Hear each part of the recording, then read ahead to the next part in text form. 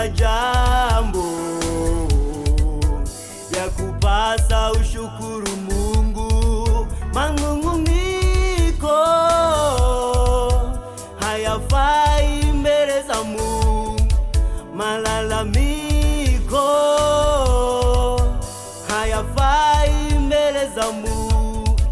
Mshukuruni Mungu kwa kuwa ni mwema, kwa maana fadhili zake ni za milele.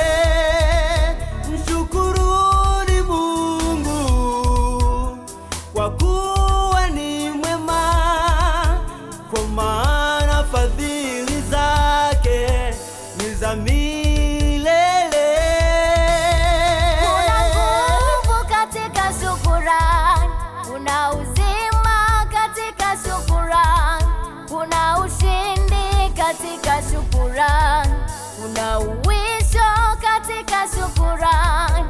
Maana yeye Mungu hupendezwa na shukrani, tukishamshukuru